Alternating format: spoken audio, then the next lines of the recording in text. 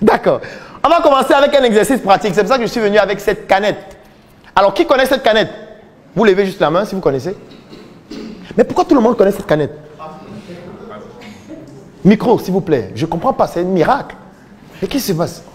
Comment tout le monde lève la main? Tu as levé la main tout à l'heure. Comment tu as fait pour connaître cette canette? On la voit partout. On la voit partout. J'en consomme. Tu en consommes? Enfin, j'en ai consommé. D'accord. Ton voisin va nous dire comment il a fait pour connaître cette canette. Il y a tellement de communication là-dessus. Oui. Les matchs de football, les affiches publicitaires. D'accord. La dame derrière, comment tu as fait pour connaître cette canette? Je l'ai vu plusieurs fois en publicité à la télévision. Oui. Pendant que nous regardons les films, on coupe un moment et puis on met la publicité. D'accord. Alors, maintenant, on va prendre un exemple pratique. Je veux quelqu'un qui va me citer 5 ingrédients qu'il y a dans cette canette. 5 ingrédients qu'il y a dans cette canette. On commence par vous qui avez le micro. Citez 5 ingrédients qu'il y a dans cette canette. Premier. Je pense qu'il y a la caféine dedans. C'est sûr? Oui, c'est ça seulement que je sais. Est-ce que c'est sûr? Oui. Deuxième. Oui. Il y a du sucre. Troisième. De l'eau. Quatrième. La cola. C'est quoi la cola? La cola. C'est qu'on a écrasé la cola, on a mis ça à l'intérieur? Non. Qu'est-ce que c'est? Bon, ça a été fait de façon industrielle et puis... Qu'est-ce qui a été fait de façon industrielle? La cola a été transformée. Quelle cola? La cola qu'on mange? Bon, c'est ce que je me dis. Attention. Autre ingrédient, 5e.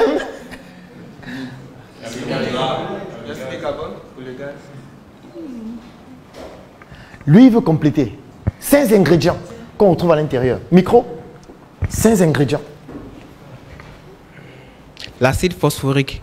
C'est quoi? Bon, je sais que c'est un truc qui, normalement, aide pour enlever les taches, ce genre de choses là. La vaisselle et autres. Autre chose? Bon, le dioxyde de carbone. Dioxyde de carbone, oui. Autre chose? Non. D'accord. Quelqu'un d'autre veut compléter un ingrédient? Ou 2 ou 3? Oui, madame. Il y a des colorants. Des colorants, des colorants à l'intérieur. Oui. Je crois des E quelque chose là, ce sont les colorants. Les E là, c'est quoi comme ça? Il y a une dame qui a parlé de quelque chose d'intéressant. Oui, oui, madame. Qu'est-ce que vous avez dit? Il y a des conservateurs. Qui servent à quoi?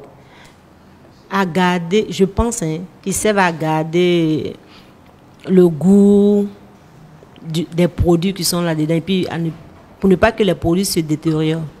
D'accord. Alors, je vais vous dire ce qui est écrit dessus. Premier ingrédient, l'eau. C'est écrit dessus. Deuxième ingrédient, le sucre. Maintenant, au niveau de l'eau, on a ajouté un mot, eau gazéifiée. C'est ce qu'il a dit tout à l'heure. C'est-à-dire le gaz carbonique. C'est-à-dire l'eau avec du gaz carbonique. Troisième ingrédient, colorant. C'est ce qui va donner la couleur. Ensuite, on a mis 2 points en ce qui concerne les colorants. Caramel, entre parenthèses, E150D. Ensuite, qu'est-ce qu'on a? Acidifiant. 2 points, acide phosphorique, comme il a dit tout à l'heure, arôme et caféine. D'après cette canette, voilà les ingrédients qu'il y a à l'intérieur. La question maintenant que je vais vous poser, qui a le micro? La question que je vais vous poser est celle de savoir, est-ce que si je mets tous ces ingrédients à votre disposition, vous pouvez fabriquer ce jus avec le même goût? Micro, micro, micro. S'il vous plaît, lui. Bon, je pense que non. Pourquoi? Parce que dans le process de fabrication, il y a toute une étape, il y a les degrés à respecter, il y a la pasteurisation, il y a les mélanges, tout ça. Donc, tant qu'on n'a pas la recette, on ne pourra pas, même si on a les ingrédients. Quelqu'un d'autre veut... Oui, vas-y. Bon, souvent, ce n'est pas tous les ingrédients qui sont là qui figurent dans le produit. D'accord. Très important, très bien dit. Oui, il veut compléter. Micro, derrière. Oui, il y a le problème avec les ingrédients, c'est que quand on dit eau, par exemple, on ne sait pas si c'est l'eau du puits ou si c'est l'eau du robinet. Les spécificités des ingrédients, oui, ou du moins des intrants. Oui, effectivement. Oui. Donc, c'est l'une des choses qui fait en sorte que ce n'est pas possible de reconstituer. D'accord. Qui d'autre veut compléter ce qui a déjà été très bien dit? Pourquoi est-ce que si on vous donne ces ingrédients, vous ne pourriez pas fabriquer le jus identique? Pourquoi? Oui, il veut. Oui, vas-y d'abord lui. D'abord, on n'a pas les quantitatifs des ingrédients. Très important, les proportions. Voilà. Et puis on n'a pas la procédure. Oui, c'est un peu la recette comme il disait tout à l'heure. La procédure opératoire. Oui, est-ce que quelqu'un d'autre voudrait ajouter un élément? Oui, le monsieur veut intervenir. Micro, s'il te plaît. C'est bon, tu peux y aller. Je voulais dire que c'est toute une industrie qui est derrière la marque Coca-Cola. En fait. Oui. Voilà. Donc pour la création, il y a tout un process qui va avec. Donc c'est pas possible de le faire sans cela. Voilà. D'accord. Mais moi, j'ai directement envie de vous poser une question. Pourquoi vous consommez un produit que vous ne connaissez pas? Vous êtes d'accord que personne ne connaît comment c'est fabriqué? Je pense qu'avec les questions que je viens de poser, tout le monde est d'accord que personne ici ne peut fabriquer ça. Et pourquoi vous buvez? Micro? Voici un monsieur qui consomme un jus qu'il ne connaît pas. Il va nous expliquer pourquoi il le consomme. D'accord. Donc je pense qu'il y a aussi la preuve sociale. C'est-à-dire? C'est-à-dire que j'arrive dans une cérémonie, je vois plusieurs jus qui sont là, je vois le Coca-Cola. Je vois des personnes plus âgées, des scientifiques, des personnes que j'admire. Ils viennent, ils voient tout ça, ils prennent le Coca-Cola, le premier. Le deuxième prend peut-être le Fanta. Après, Coca-Cola, Coca-Cola. Donc moi, il vient à 5e position. Je vois que c'est Coca-Cola ils ont pris le plus, je suis. Mais si les 4 premiers étaient homosexuels, est-ce que tu devais l'être? Pourquoi ça t'amuse? C'est aussi une preuve sociale, non? Les gens que tu admires sont les homosexuels. Conséquence? Mais c'est bon, si c'est des homosexuels, peut-être que je n'en serais, bon, je n'en suis pas un, mais peut-être que ça aurait changé ma décision. Par exemple, il y avait peut-être tiré comme conclusion que ça c'est la boisson des homosexuels. Donc, comme je ne suis pas un, je change de boisson. D'accord. Est-ce que quelqu'un d'autre veut nous dire pourquoi il consomme une boisson qu'il ne connaît pas? Oui. Bon, moi, aujourd'hui, je consomme la bouteille Coca, la boisson Coca, parce que depuis tout petit, ils ont su me mettre en confiance. Voilà. Et on entend, c'est par recommandation et aussi par preuve sociale, parce qu'on voit la publicité, tout ça. Donc, il y a une confiance entre Coca-Cola et moi. D'accord. C'est là que je consomme. Quelqu'un d'autre veut nous expliquer pourquoi il consomme une boisson qu'il ne connaît pas, dont il ne comprend même pas comment c'est fabriqué. Il ne sait même pas où c'est fabriqué. Ok, pour moi, c'est une habitude plus petite. On a eu un papa boutiquier. Quand tu pleures, on te dit, tiens, il faut t'aider. Donc, tu as pris l'habitude. Il faut te taire le coca. Et voilà, tu as pris donc, on a pris cette habitude-là de consommer, et puis c'est rentré en nous. Vraiment, on ne se penche pas sur ce côté-là pour dire on va réfléchir et tout de suite. Non. D'accord. Donc, on a ça en nous. Dès qu'on voit, j'ai soif, bon. Un bon coca bien glacé. Bien glacé. Voilà. Bien frais, bien tapé. Oui, madame, voulait compléter quelque chose? Bon, au début, moi, je ne consommais pas trop le coca. Parce que je sais qu'avant, je voyais des soeurs qui faisaient des trucs avec le coca. Donc, les trucs, c'est quoi? Les trucs. Les trucs, qu'est-ce que c'est?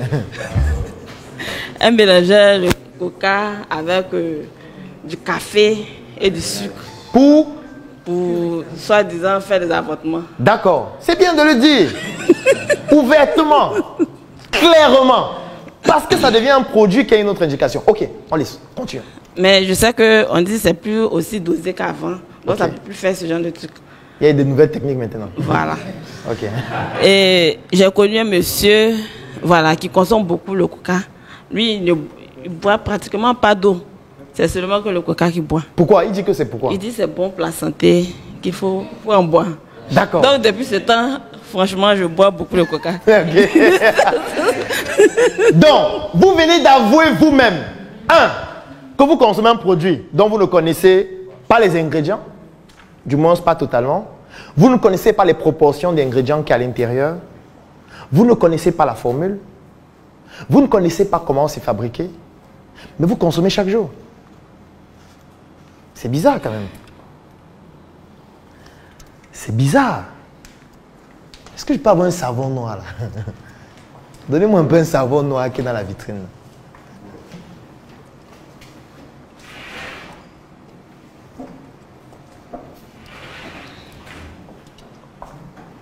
Ce savon noir, qui connaît? 5 ingrédients. Micro. Citez 5 ingrédients qu'on retrouve dans ce savon noir. Je sais qu'il y a de l'huile. D'accord. Non, je ne sais pas trop. Je sais qu'il y a de l'huile dedans. Juste l'huile. Quelle huile? Huile de palme. Huile de palme ou de palmiste? Faut pas que je vais mentir. Je sais qu'il y a de l'huile. Est-ce que quelqu'un peut me donner 16 ingrédients qu'on retrouve dans ce savon? Est-ce que tu es dans l'entreprise? Je vais parler du réseau. Non, tu ne peux pas répondre. Tu récites ça chaque jour. Oui, madame.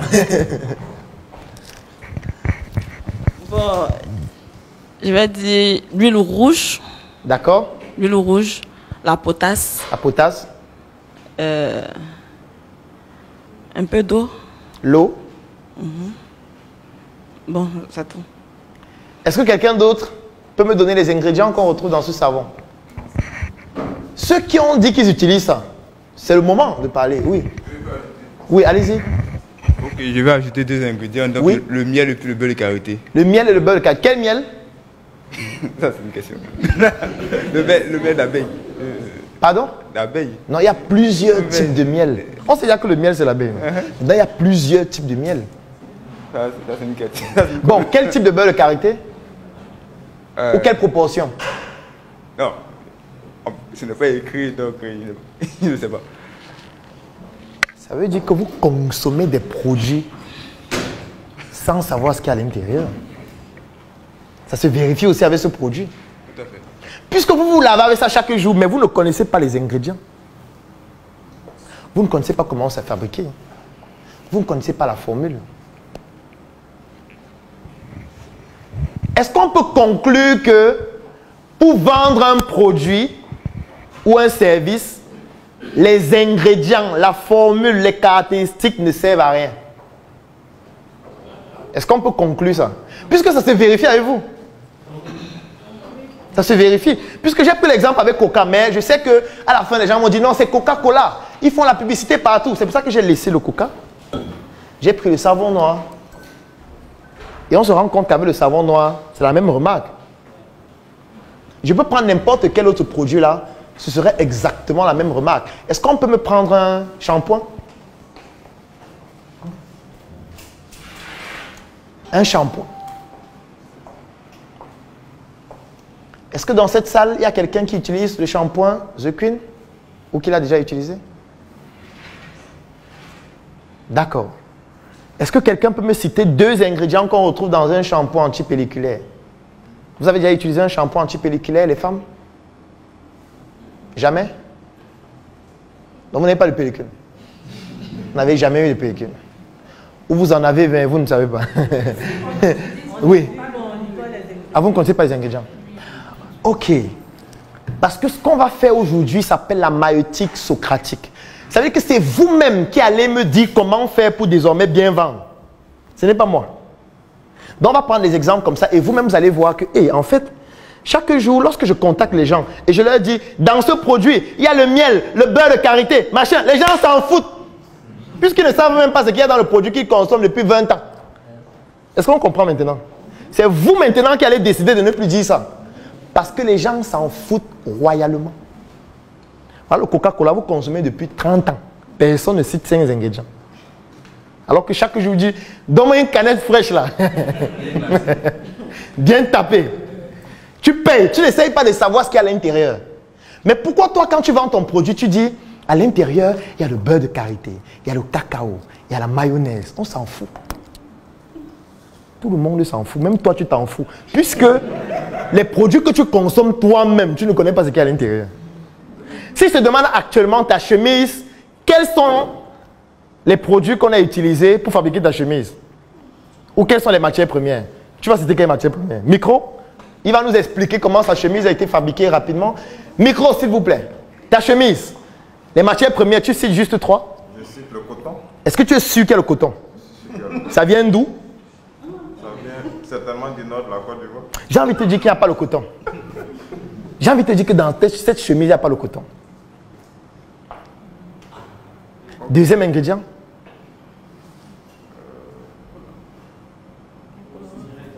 Bon, le colorant pour faire le design. Mais est-ce que ça avait les colorants qu'on fait le design? La peinture ou je sais pas. Et ça s'appelle comment? C'est la texture.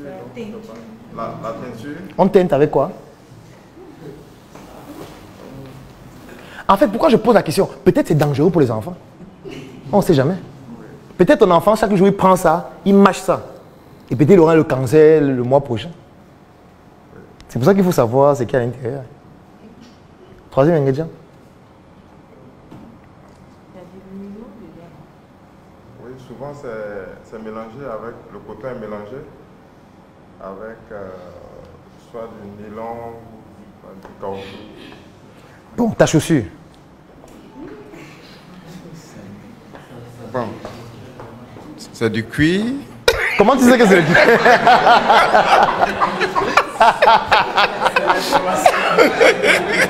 Qui t'a dit que c'est le cuir? Est-ce que c'est vrai? Est-ce que c'est vrai? Bon, j'essaie d'apprécier. Mais quels sont les critères qui te permettent d'apprécier que là c'est le cuir et là ce n'est pas le cuir? Encore qu'il y a plusieurs types de cuir. Oui. Il y a même les cuirs synthétiques. C'est ça. C'est compliqué, hein? Oui. Ça veut dire que si je continue avec les lunettes, ce sera la même chose. Oui.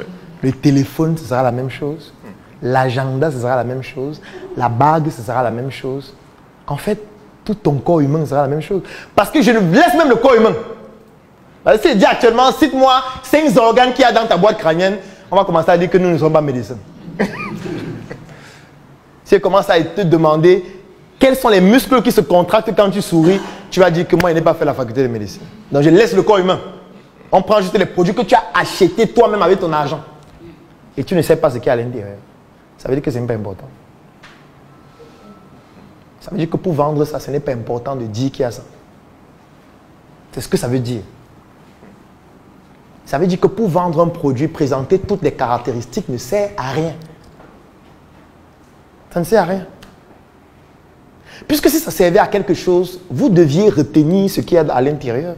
Vous deviez vous documenter dessus pour en savoir davantage.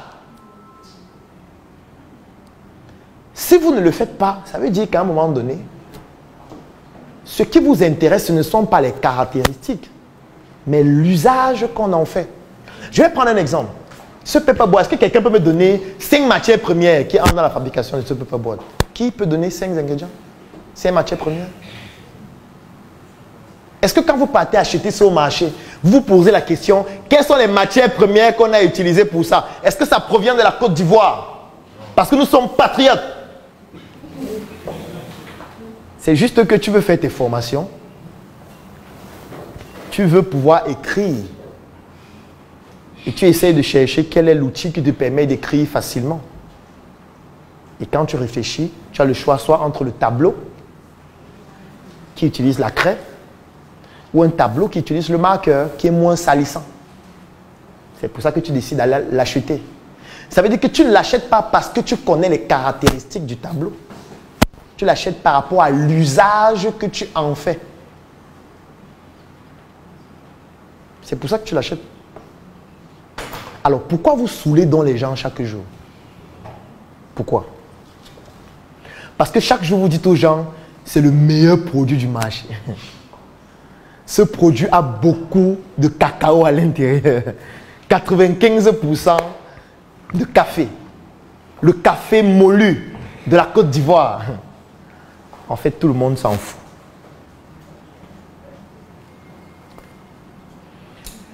La première chose que vous devez faire après l'expérience qu'on vient de mener, c'est de vous poser la question, quel est l'usage de mon produit? Quel est l'usage de mon service? Pourquoi est-ce que les gens utilisent mon produit ou utilisent mon service? Pourquoi? Les gens ne l'utilisent pas parce que lorsque tu fabriquais, il y a une matière première que tu mets à l'intérieur à la 5e minute, non. Les gens l'utilisent pour un besoin bien précis. Et toi, le vendeur, tu dois identifier quel est ce besoin. C'est en fonction de ce besoin que tu vas marketer le produit. Et non réciter les caractéristiques du produit chaque jour. Ça ne sert à rien, à personne. Ça ne sert à rien à personne. Parce que je suis certain ici que personne ne peut citer 10 matières premières qu'on retrouve dans son téléphone. Pourtant, vous utilisez votre téléphone peut-être 18 heures de temps par jour. Est-ce que vous pouvez citer 10 matières premières qu'il y a dans votre téléphone? Est-ce que vous pouvez me citer les matières premières qu'il y a dans le téléphone qui permettent au téléphone de rester allumé? Vous ne pouvez pas. Très peu de personnes peuvent. Et ceux qui peuvent, c'est ceux, soit qui sont spécialisés dans le domaine, soit ceux qui s'y intéressent particulièrement. Ce n'est pas ça qui a motivé leur achat du téléphone. Non. Mais comment est-ce que des gens achètent des téléphones en millions chaque jour alors que personne ne peut citer ce qu'il y a dans le téléphone? Personne ne sait même d'où ça vient. Il y a des gens qui ne savent pas que la guerre au Congo, c'est principalement à cause des téléphones qu'on a. Il y a beaucoup de gens qui ne savent pas. Ce qu'on appelle les minerais de sang. Notamment un minerai comme, qui peut donner le nom? Le cobalt, quoi d'autre? Le coltan, quoi d'autre? Le tantal, qui permet à la batterie de faire quoi? Pourquoi est-ce que quand votre téléphone s'éteint, quand vous allumez, vous ne perdez pas vos données? Il y a un minerai dans votre téléphone qui permet de faire en sorte que quand le téléphone s'éteint, quand ça s'allume, vous ne perdez pas vos données. Ça conserve vos données, même le téléphone éteint. Ça ne vous intéresse pas, n'est-ce pas? Parce que quand vous achetiez votre téléphone, ça ne vous servait à rien de savoir ça. À rien. Sauf qu'au quotidien, vous avez des gens qui vont vous dire, ça c'est un téléphone à base de Tantal, à base de cobalt, à base d'écran LCD. C'est un écran qui permet de regarder les vidéos en 4K. On s'en fout. 99% des gens s'en foutent. Les gens essaient de savoir le téléphone, c'est est-ce que mes moyens me permettent de l'acheter? Première chose. Est-ce que ça va me permettre de me connecter sur Internet? Est-ce que ça va me permettre de vendre mes produits? Est-ce que ça va me permettre de pouvoir tenir longtemps et ne pas être en train de recharger mon téléphone tout le temps? Chacun a son usage du téléphone. Donc les gens achètent en fonction de l'usage, pas en fonction des caractéristiques. C'est ce qu'on rencontre parfois même avec les vendeurs du CENIC, le Claudel Noumissi International Consulting. Quelqu'un dit, bonjour monsieur, comment vous allez? Alors, je voudrais vous parler du Claudel Noumissi Business Group. C'est un groupe dans lequel on fait le networking, il y a les chroniques chaque jour, il y a ceci. On s'en fout! Tout le monde s'en fout. Même toi-même, tu t'en fous, puisque la plupart des fois, toi-même, tu n'es même pas dans le groupe. Toi qui vends. Et que toi-même, tu t'en fous. Tout le monde s'en fout. Je vends le savon noir. Et dans mon savon noir, il y a un ensemble d'ingrédients. La potasse, d'abord que très peu de personnes ici savent ce que c'est que la potasse. Donc ils s'en foutent. Puisque si ça les intéressait, c'est qu'ils ont déjà cherché des informations dessus depuis. Donc leur dire qu'il y a la potasse dans ce savon ne leur sert à rien. Absolument à rien. Ça ne leur sert à rien. Leur dire que dans ce savon, il y a le beurre de karité. Et ils ont même mis quoi? Isope. Ça ne leur sert à rien. L'eau traitée, déjà que ça ne veut rien dire, donc ça ne leur sert à rien. La vitamine A, combien de personnes savent ce que c'est que la vitamine A? À quoi ça sert? Quel est son but? Comment est-ce qu'on extrait la vitamine A? Quelles sont les proportions de vitamine A à l'intérieur? Est-ce que c'est vraiment vrai qu'il y a la vitamine A à l'intérieur? Personne ne sait. Vitamine E, même chose. Sans additifs chimiques, est-ce que c'est vrai?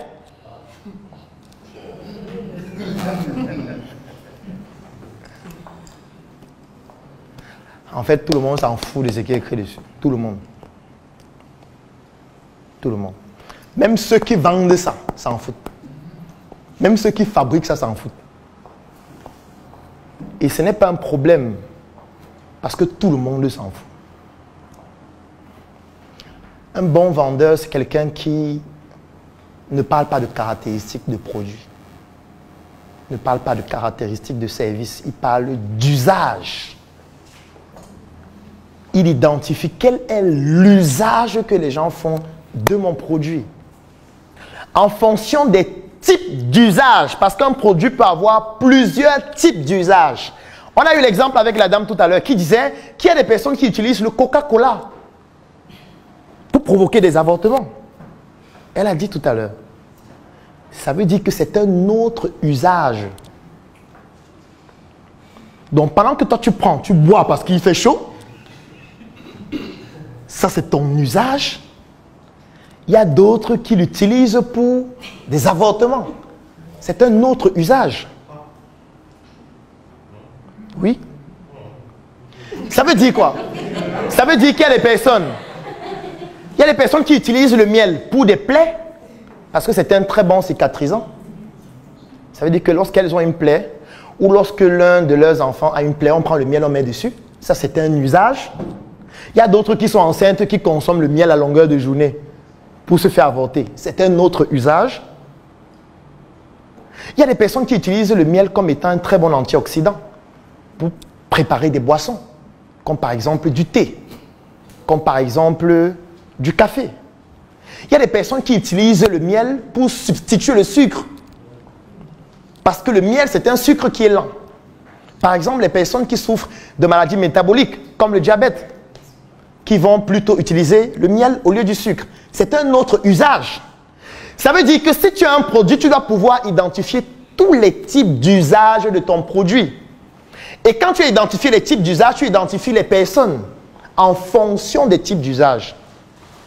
Ceux qui utilisent mon produit pour se désaltérer, quelles sont leurs caractéristiques? Ceux qui utilisent mon produit pour se faire avorter, quelles sont leurs caractéristiques? Ceux qui utilisent mon produit pour soigner leurs plaies, quelles sont leurs caractéristiques? Et maintenant, en fonction de ces usages et des personnes, fonction des usages, quel est l'usage qui me rapporte le plus d'argent? Oui, c'est une question à se poser aussi. Parce que tu risques de choisir le mauvais usage et c'est un usage qui ne te rapporte pas beaucoup d'argent. Parce que je te prends un exemple. Entre l'usage, se désaltérer, et l'usage, se faire avorter, quel est l'usage qui rapporte le plus d'argent? Non, se faire avorter. Puisque se faire avorter, elle peut payer 30 000%. Si elle ne sait pas que c'est le coca. Puisque vous pouvez prendre ce coca, vous mélanger, vous appelez ça un autre nom. Qui se vend à 30 000. Ou qui se vend à 20 000. C'est que ce sont les mêmes produits dont on a modifié juste l'usage et on vend plus cher.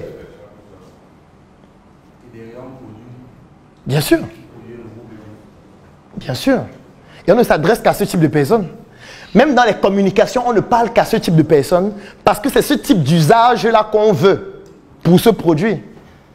Chaque produit a plusieurs usages. Parfois des usages que vous-même, vous ne connaissez pas. Je vais prendre un exemple d'une histoire médicale. Il y a un médicament en médecine qui s'appelle le Cytotec. C'est vrai que c'est un nom spécialisé qui a été déterminé par un laboratoire. Et quand ils ont fabriqué ce médicament, l'objectif du médicament, c'était de résoudre des problèmes gastriques, notamment les personnes qui ont des brûlures d'estomac. Est-ce qu'il y a des personnes qui ont des brûlures d'estomac dans la salle? Est-ce que vous connaissez le médicament qui s'appelle le Cytotec? Il y a une personne qui connaît. C'est un médicament dont l'objectif au départ était de réduire les brûlures gastriques. Mais on s'est rendu compte, après avoir fabriqué le médicament et après l'avoir commercialisé à des millions de personnes, que les personnes qui avaient des brûlures gastriques et qui consommaient ce médicament avaient un effet indésirable, à savoir les contractions de l'utérus. C'est-à-dire que ça provoquait des avortements. Et directement, qu'est-ce qui s'est passé? On a découvert un nouvel usage du médicament. Aujourd'hui, il est plus utilisé pour cet usage que pour les brûlures d'estomac. Il est tellement utilisé pour cet usage que les femmes le prennent pour le mettre dans le vagin, pour que ça agisse plus rapidement. Et beaucoup secouent la tête, ça veut dire qu'elles connaissent de quoi il s'agit. Alors, il est donc important de comprendre quels sont les usages d'un produit et d'un service. En tant que vendeur, c'est le premier challenge. L'usage n'est pas celui auquel vous croyez. Vous pouvez fabriquer un produit, vous croyez que ça sert à telle chose, alors qu'en réalité, ça sert à autre chose. Quelqu'un peut acheter ce savon pour se masturber. Oui! Ne soyez pas naïfs. Il peut trouver que c'est très doux. Et que ça mousse bien. Ça veut dire qu'il a changé d'usage. Parce que vous, quand vous étiez en train de fabriquer ça, vous vous dites, il va se laver, ça va être très bon et très frais pour son corps. Mais non, lui, il utilise ça pour une seule partie de son corps. Et il faut toujours qu'il ait ça sur lui. Dans son petit sac.